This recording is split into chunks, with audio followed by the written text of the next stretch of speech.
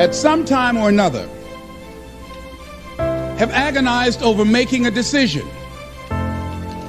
Some decisions are major decisions.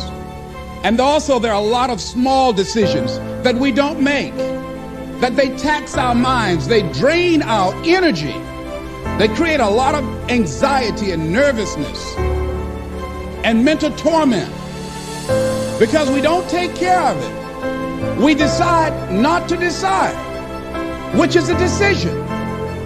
Deciding to decide, to act, is a major, major challenge for all of us at different points in different areas of our lives. And there are things that happen to us along the way, experiences that we have that prevent us from working through the mental block of acting, of doing those things that we know we ought to do. And so what I want you to think about is, what is there that you know you need to do, that you want to do this, but for some reason or another, you've been holding back.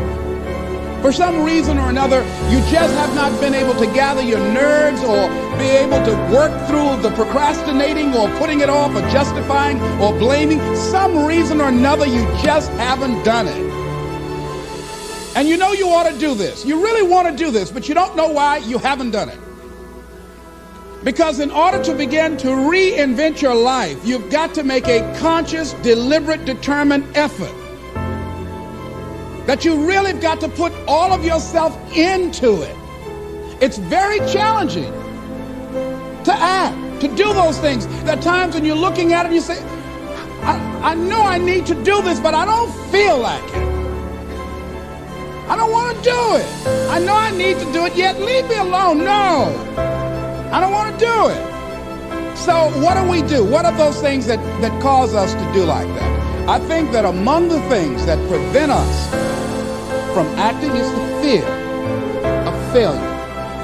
And if you've already failed, you don't want to fail again. The pain of that, the disappointment, the fear of loss is another thing.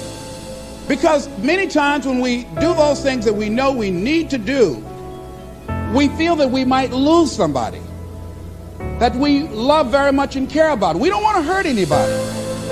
Many of us don't act because we want other people's approval. We want everybody to like us and to accept us. And that's not possible. Many of us don't do the things that we want to do and don't act because of lack of self-confidence. We don't believe enough in ourselves. So there are many reasons why we don't act. There are other things, though, that affect us. Is that not wanting to take personal responsibility. We want somebody else to do it. And many times we pick up our inability to do certain things from people that we love, people that we admire. What I'm saying to you is that as you begin to look out on your life, this is challenging. This is not easy acting. So what are the things that we can begin to do to harness our will? Number one, you've got to bring it out and look at it. You've got to take the power out of it. You've got to expose it to the truth.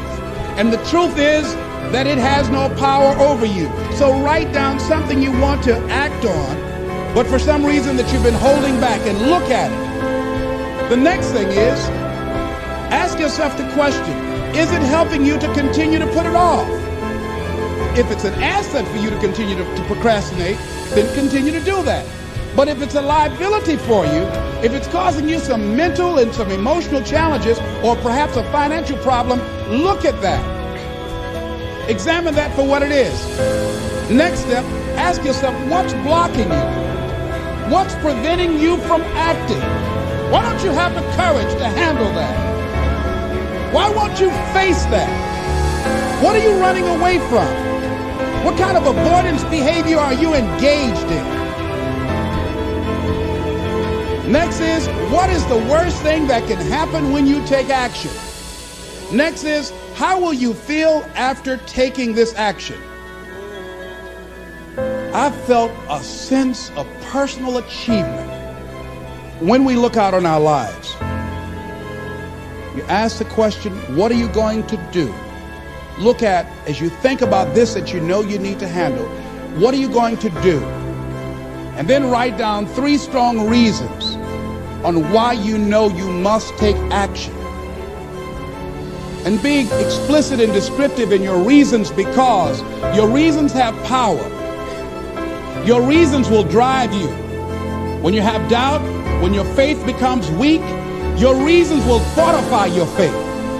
When you have an inner conversation, say, no, don't do that. Your reasons will become your rod and your staff to comfort you, to take you through those challenging moments.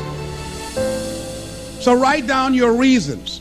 And what you will find, that when you decide to act, when you decide to take life on, and let me warn you, it can be painful, it will be uncomfortable, and that's where the growth is.